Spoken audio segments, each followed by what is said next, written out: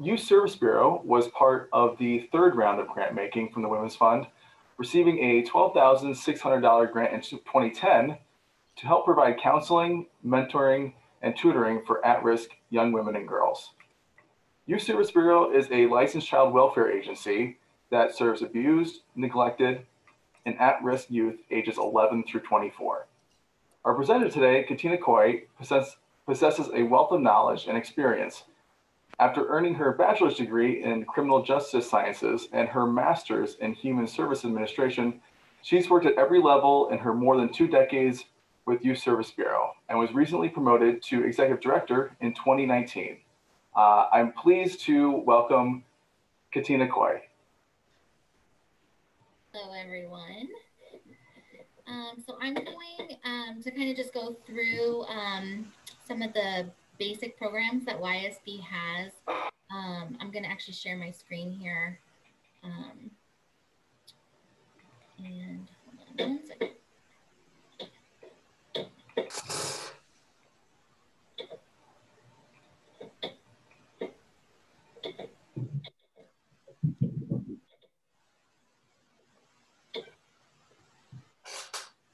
All right.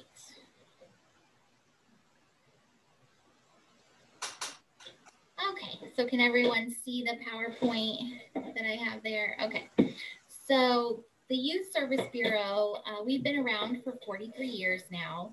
And as Erin said, we are a licensed child welfare agency, and we serve the needs of abused, neglected, homeless, and at-risk youth ages 11 to 24. And our primary purpose is to divert youth from the juvenile justice system, the child welfare systems, and off the streets. So one of our main programs we have is funded through DHS. It's Comprehensive Community-Based Youth Services. It provides 24-hour crisis intervention to police departments, schools, and hospitals. We respond to youth who might be refusing to go home due to abuse. They might be being locked out of their home by their guardian due to a conflict. They could be a runaway. They could have been picked up by the police and no guardian can be contacted, or they might be homeless. So we respond to those, usually the police department. And through that crisis intervention, we work with the youth and the family directly to divert them from going into the juvenile justice or child welfare system. The goal of crisis intervention is to reunite the family or preserve the family. If they can't be reunited at that moment, we can provide emergency shelter for youth. If they're aged 11 to 17, we can place them in our youth shelter. And they can stay in the shelter anywhere from 2 to 21 days. And then after we resolve the conflict, we provide 3 to 6 months of counseling services to help stabilize the family and help them work through whatever issues might have caused the conflict. In addition to the crisis response, we also accept non-mandated referrals for this program from parents or school professionals, sometimes juvenile justice professionals, or any other provider. And they might refer them for a variety of reasons, such as truancy, at-risk behaviors, or behavioral issues. Our next program is Homeless Youth. That is also a DHS-funded program. That program serves 16 to 24-year-olds, and we address the immediate and long-term needs of older adolescent and young adults that are homeless. The program has 3 components: outreach, emergency shelter, and transitional. The outreach program finds the youth and works with them wherever they are and addresses their immediate and basic needs. And that can be food, clothing, hygiene, accessing medical or mental health care, helping them obtain personal documentation, and shelter sometimes. It depends on where the youth is at and how comfortable they are with accessing services. Sometimes they just want the food, clothing, or hygiene, and they're not ready to come into shelter. The second component of that program is emergency shelter, where we provide immediate shelter for youth up to 120 days to stabilize them, address those immediate needs, and then help them prepare for transitional housing. And the transitional housing is our third component, where we move them into off-site scattered housing in the community. The whole program can serve youth for up to 24 months or until they reach their 24th birthday. In all three phases of the program, though, we offer comprehensive services to help with things such as life skills, job preparation and attainment, achieving educational goals, banking, budgeting, transportation, physical and mental health care. We also address substance abuse issues with our youth. So there's a whole array of services that we help these young people with. A lot of this is just stuff that they've never learned, and they're young, so we have to teach them all that so they can be stable and independent. For pregnant and parenting youth, of course, we also help them access prenatal care. We help them with parenting skills. We help them get medical and dental care for their children, and we help them access quality daycare. The goal of homeless youth is self-sufficiency and independence. We want these youth to be stable in long-term housing and prevent further homelessness. And we also are hoping to reduce their long-term dependence on social welfare programs. We also have two other homeless programs. Those are through the Housing and Urban Development Program. The first program that we have through HUD is transitional, and that program provides stable shelter and supportive services for youth that are not ready to move straight into independent housing. Those youth stay with us in our youth shelter. A lot of times they're either young, they're not quite mature enough to be on their own, or they might have some disabilities that require them to have a little bit more long-term supportive care before they're ready to get into an apartment of their own. The goal of that program is to transition them to independence on their own or into permanent housing. We do coordinate that program with our homeless youth program so that if they get through the 2 years on transitional, they can move into the scattered site apartments in the community and still receive 2 more years of the homeless youth funding through DHS. And that just provides them that extra time that they need to become fully self-sufficient and independent. The second program that we have for HUD is new this year for us, and it's families headed by youth under age 24. So that program is specifically for youth who are parenting. It's rapid rehousing. So we take them right off the street and put them directly into apartments.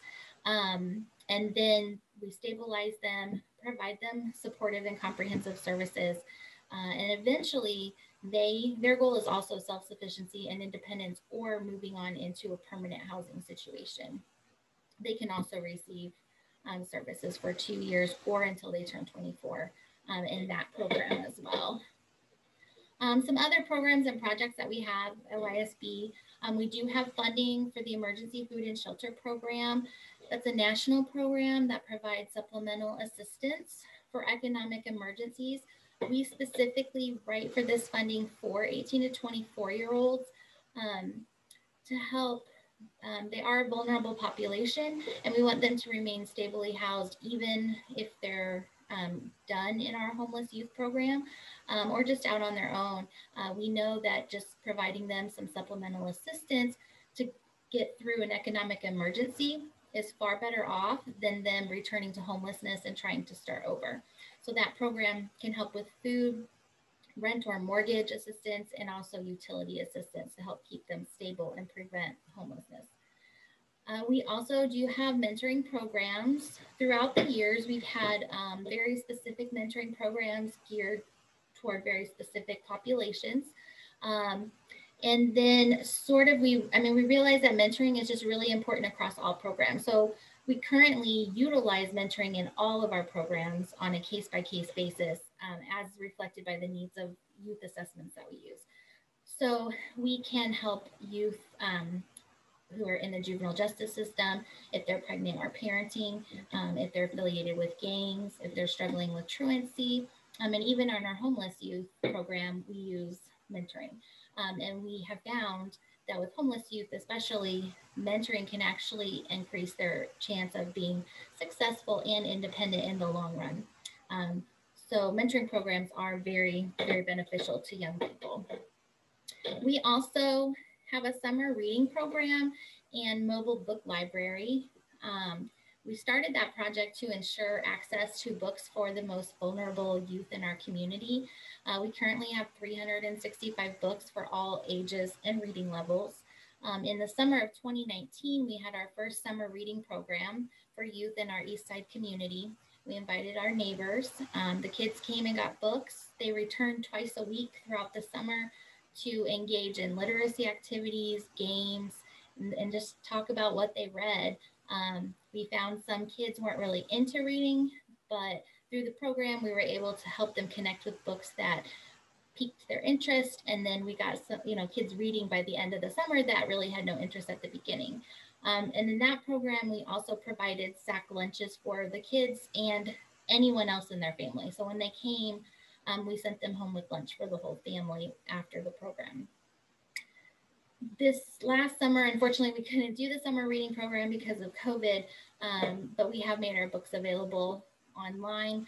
And so you can view our list, pick out books, and we do contact delivery and pickup to bring them the books and then pick up the books when they're done.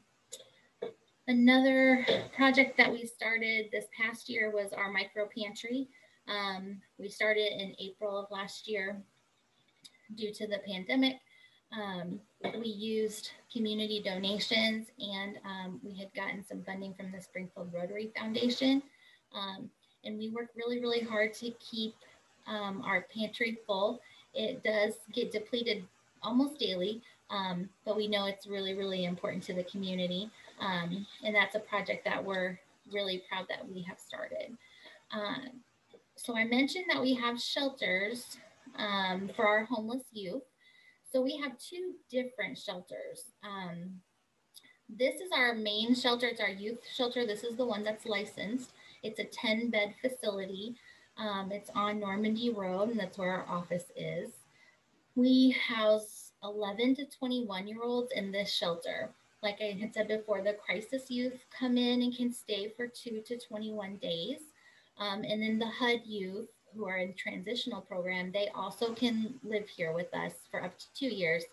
And it's a nice big facility. We have some single rooms for longer term youth, and then we have a big room for the boys and a big room for the girls that they share.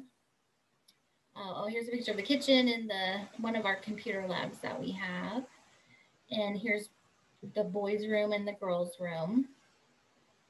And then for older youth who are over 21 or they just don't need as much supervision, we have a second emergency shelter.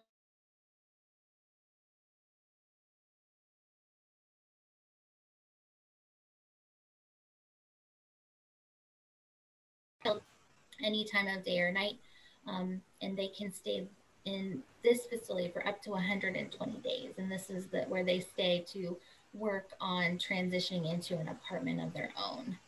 And then in addition to the two emergency shelters, then we have 30 scattered site apartments that we use for the homeless youth in the transitional program.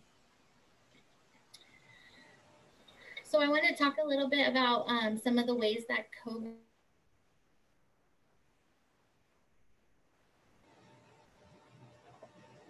Katina, I think your audio is cutting out.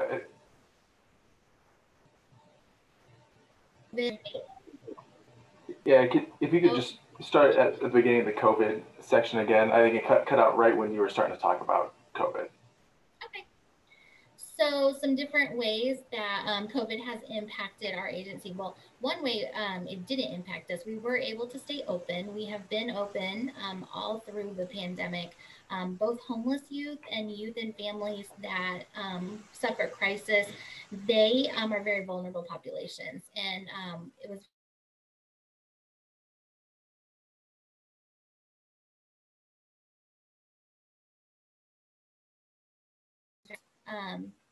all through the pandemic. And then we just, of course, introduced protocols and PPE and guidelines to make sure that everybody was safe.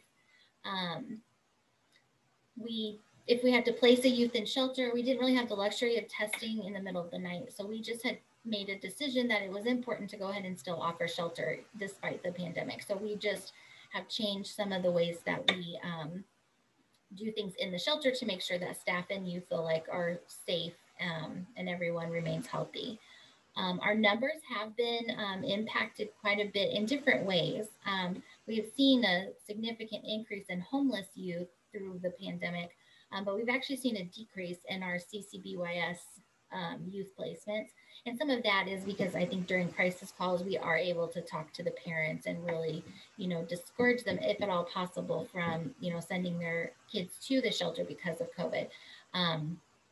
So we've sort of seen some increase and some decrease in the numbers we saw.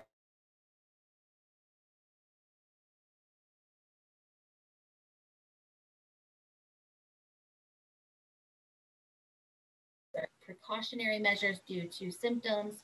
And then also we've not been able to hire staff to fill vacant positions. And that's something we've really been struggling with. And we've heard that other agencies are struggling as well. So we're looking at ways that we can improve our staffing levels. Of course, COVID has reduced our ability to fundraise. We have a big fundraiser every year, our trivia night, which is in person and of course has over 200 people. So we haven't been able to do that. So we've been relying on smaller fundraisers to continue to maintain funds that we need to provide stuff for the youth that we serve. We've also had increase in investments and spending, of course, for PPE, cleaning supplies, also technology. That's been a big thing that we've had to really invest in through COVID, just to sort of be able to serve our clients virtually versus in person. And then probably a big impact at the program level is just the connection to youth and families. It has been very difficult to continue to keep good connections with youth and family and keep the youth engaged when we're doing a lot of stuff virtually. So that's sort of been a struggle, but we are working on different ways to keep the youth engaged and trying to find creative ways to keep them engaged. So on a program level, CCBYS is completely virtual except for the crisis calls. We still go out on those. We don't do home visits anymore, and we don't do school visits. Some of the schools are back open, but they do not prefer the visitors to still come in. So we're doing everything virtually. So many youth and families that we're currently working with have actually never met their counselor in person. And I think that's been, really difficult for a lot of youth and families. So we've had to invest in cell phones and laptops for staff and for families so that they have ways to connect. We've also been focusing on, through CCBYS, we've really been focusing on the well-being of the children during the lockdown, especially earlier in the pandemic, their mental and emotional well-being, and to prevent crisis calls. So we were really trying to make sure the families were not having issues with everyone being home and under the same roof, where they would end up at the police department, because we didn't want to have to place youth in our shelter just for the safety of everyone. So the counselors worked harder to make sure that we could keep the families in a good place during that time. And that included providing basic needs. So, when people are hungry, they tend to be grumpier. We just want to make sure they had food, they had anything they needed if they need help with utilities. So homeless youth, we continue to do in person as needed, because we have to really, a lot of what we have to do with them is in person. We just make sure we take all the steps that we need. We did have to invest in laptops for our homeless youth, although the schools provided laptops for K through 12. A lot of our homeless youth are in alternative schools, and Lawrence, they are considered adult learners, even if they're 16 and 17. So a lot of them were not able to be in school for the end of last school year. And so for the fall this year, we did decide that it was really, really important to make that investment so that they could be part of their school again. So we have invested in laptops and some computers for our shelter, because now we have lots of kids all throughout the day on school at different times. So it's been very interesting in our shelter. That's never something we've had to deal with in the past. And then for youth already in their apartments, a lot of them lost jobs or had reduction in hours. So we did also invest to help them pay rents to stay stable. And also some of them needed internet as well to be able to enroll in online school. So the ways that COVID affected our shelter is probably ways that you would imagine. I mean, we just really had to look at every like all the things that we do. It was important that we continue to provide shelter, but we had to do it in a safe way. So we made sure that youth wear masks, staff wear masks. It's not convenient. You have to wear a mask all day long, except for sleeping. They aren't allowed to leave, and so that's really hard on them. And they haven't been able to since last March. So some of them are troopers. They can leave for school, work, and medical appointments. But before, our homeless youth were able to be come and go as they please and go to the neighborhoods. They can go hang out with their friends. They just had a curfew to be home by.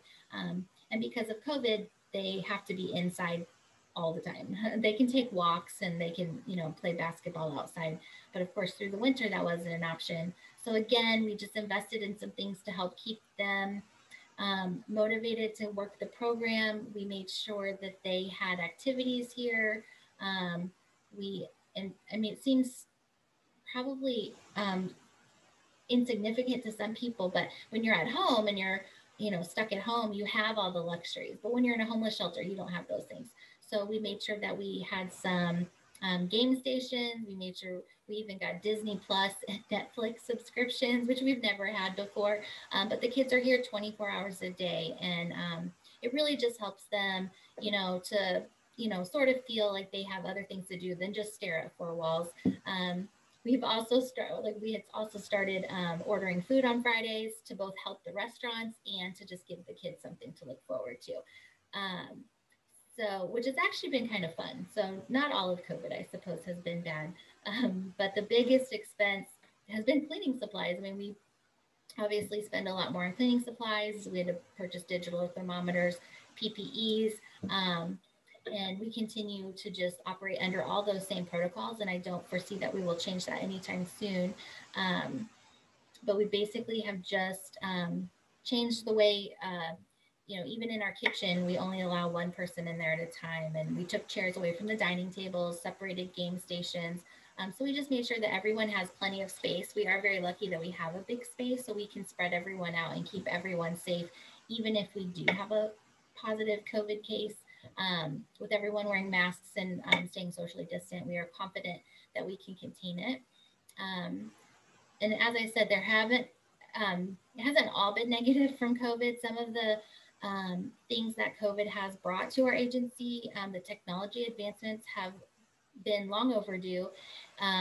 We are an older agency and we're a small agency, so we did not have a lot of the technology that we really should have probably had. So that has been great. The technology that we've invested in has benefited our staff's ability to do their work. We also foresee that the laptops and computers that we've invested in for the youth in school, we can use those for our learning skills classes and our life skills classes. We currently use old-fashioned paper workbooks that we give to the kids and they get back to us. And so we have lots of, paper, but we're looking at investing in a online curriculum, and that we can use those computers to help better engage the youth and then be able to track their progress through the modules.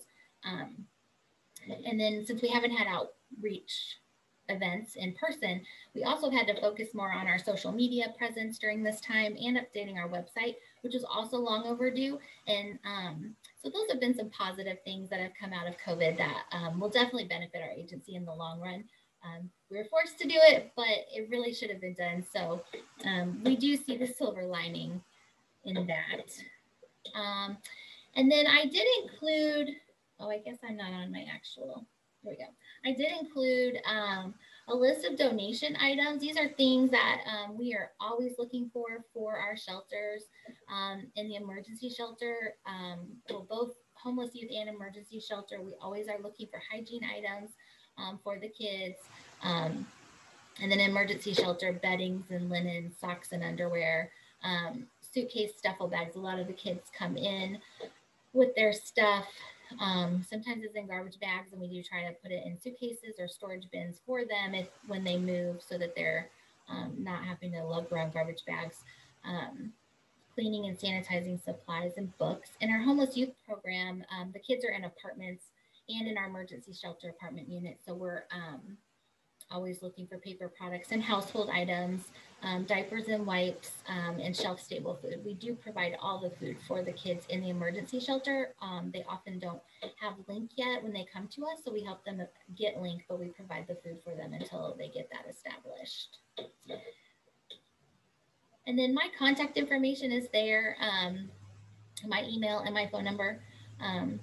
If anyone has any questions or anything they want to discuss outside of this, that's my contact information. Does anyone have any questions about YSB or what we do? Yeah, Katina, thank you so much, and great job on handling the some of the internet connection. But yeah, if anyone has any questions, there's the chat option, or feel free to raise your hand, and if you want to ask verbally. Looks like there are a couple questions about how large is your staff, and how many kids are being served right now at YSB. Well, so our staff, we're a staff of 12. So we are very small. And we have 5 shelter staff and then 7 professional staff that provide the counseling. And then as far as kids, we have 8 kids in our youth shelter. We have 5 in our emergency shelter that's offsite. And then, like I said, we have 30 in apartments. But then we also have kids on outreach. So on the homeless youth program. So currently, actually I can look at. So currently we have, looks like 42 on outreach. And those are kids that they don't have an apartment or emergency shelter, but those are kids that we're working with, either trying to help them maybe get linked or medical card or get a job or get enrolled in school. Sometimes the kids want us to help with things before they actually will take us up on shelter offer. Jill, you have a couple questions? I do. So some of these I don't expect, just more like thoughts that came into my head.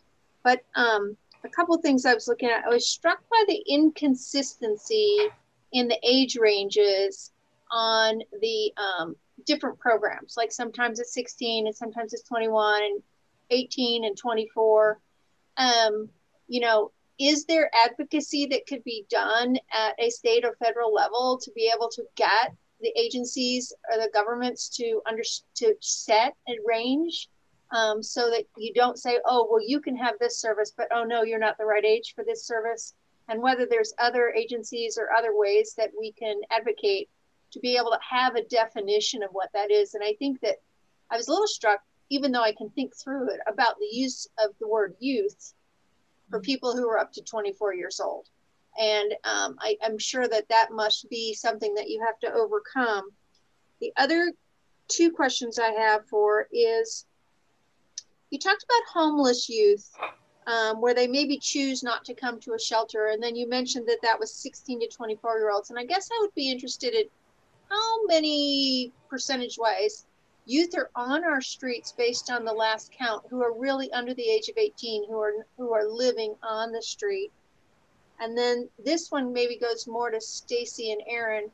I would really like to see some sort of comprehension that looks at the umbrella type of, if I'm a child under 5, is that mini O'Byrne? Like, where do the age ranges go, and where does all the different agencies come into? And if they concentrate on a certain age group, how do they fit together? And is there an overlap? And is there a gap? Okay, that's it. That's why I couldn't type it in the thing. There's too much. Well, to start with the age discrepancy, so several years ago, DHS had always been to 21, and several years ago, the Chicago Coalition for the Homeless really pushed to increase that. We actually did some lobbying and some testimony in front of the legislative body to express the importance of that, and that did happen. So it did move up to 24. And really, we know that even at 22 and 23, I mean, their brains are still developing, and it is really, they really still do need help sort of learning those basic life skills and being able to be independent. And the goal is to get them when they're younger so that we don't have them homeless as adults. So HUD, though, however, which is federal, has not changed the age. So for them, it is to 21. So it gets kind of confusing. But all other than, I mean, DHS is to 24. And so we just, I mean, we always say generally, except for when I'm talking about specific programs, I generally always say 16 to 24 because we have a program for the different ages. So whenever they come to us, we just figure out where they fit in. We don't get as many under 18 anymore like we used to. That used to be a really big population for us. But a lot of them are couch surfing. Youth are notorious for just finding places to stay. They haven't worn out their welcomes yet. So a lot of them will couch surf for a long, long time. And sometimes we get the referrals from the schools mostly about homeless youth that they are aware of that are sleeping place to place. Sometimes they do sleep outside. We just had a young man sleeping in the laundry room of an apartment complex here in town. So they're out there, but the youth just a lot of times find somewhere to go. The other thing we find is that young people, especially when they're 18, they can get car loans. So we have a lot of kids that sleep in cars, and that's their car. You know, they get a car loan that they can't afford through these not very reputable companies, and they live in the car. They can't pay the bills, and then they end up. So a lot of times, by the time we get them, they have bad credit already, and that's something that we work with them on. So the street count that we do every year through the continuum does not find under 18 generally. I don't think they found any last year. We do find 18 to 24-year-olds, but we don't find the younger ones. Usually, so if they're under 18, we put them in the shelter immediately because we can take limited custody of them because they're minors. And so most of the under 18 ones we get, if it's not coming from the school, the police department might have them. They might pull them over in a car and run their name in there and run away. And then they call us and we'll place them in the shelter. So we don't have as many under 18 like living on the actual street, if that makes sense. So I think that, did that answer that question? I'm sorry, I can't remember what your last, oh, yeah. We were talking about the umbrella. Yeah, Katina, you brought up the continuum. That's where, Jill, I've heard conversations about, you know, collaboration or making sure that there's no kind of overlapping of services. That's where I've seen those conversations happen. But Katina, are you aware of kind of other efforts that make sure that there's, you know, effective providing of services? Yeah, I mean, I'm not sure. I mean, Minio Burn is a crisis nursery, so if a family is homeless, the kids can access service. But we are dealing with unaccompanied youth generally. So we don't place, if there's a family that's homeless, we don't place the kids of that family with us. That would be, we would send them to Minio Burn or to Contact Ministries or somebody that serves the entire family. So, but I mean, as a continuum, yeah, we do talk about making sure that agencies are all doing different things. We are the only agency that does provide the youth, that 16 to 24 homeless population here in Springfield. Thanks, Katina. A couple other questions. One, you know, you deal with so difficult problems. How do you assess your level of success, and how many youth do you have to turn away because you're over capacity? Well, we do have to turn youth away sometimes, but we don't turn them away. We might turn them away from shelter. If they're 18, though, they can go to the adult shelters. So we sometimes, like right now, we have several youth that are staying at the overflow shelter, but we work with them. And so we still case manage them, even if our shelter is full. At the beginning of the pandemic, when when everything first shut down in March, the shelter filled up very quickly. And so we did not have capacity. So then we actually got hotel rooms, and we were putting youth in hotel rooms. And we've done that in the past too when we had to, because especially in the winter, we don't want youth on the street. So not under 18, of course. The under 18 have to be supervised, but for the 18 and over. So sometimes we do have to turn them away, but we don't. We just turn them away as far as not having a bed. But sometimes we can find a family member. That's a big part of what we do with the young people is we will work with them on building relationships with family members. If they're runaway, we first try to find their guardian. If you know, they were kicked out by their parent and they've been on the streets for a few months, then we work with them to reconnect. And a lot of times we can help build that bridge for them to go back. If they're here from another city, we can help get them on a train and get them back. So there's a lot of things we can do, even if we can't offer them, you know, the actual bed in that moment. We still offer services. So we're not full this year, especially. We haven't because we've actually increased our emergency shelter capacity this year. So we actually have not been operating completely at full capacity for most of the year, which has been nice to have the extra bed. Great. And one final question for Mary. Do you have many who have aged out of foster care? Or yeah, we do. So we can't serve them while they're still in foster care. And if they're within 6 months of being released from foster care, we actually, DCFS has a program for them. So we have to help them refer back to DCFS. However, it never works. I mean, they just don't, they cannot get services. So generally speaking, we end up working with those and we're okay with that.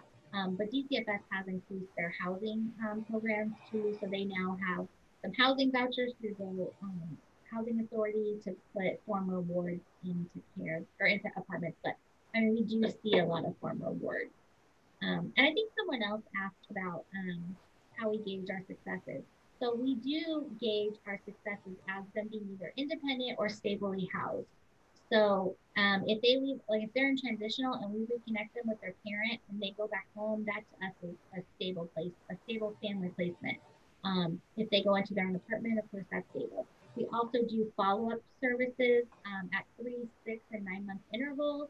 We call them, talk to them, and offer, if they need help again, we can then reopen them and provide more services if they need it.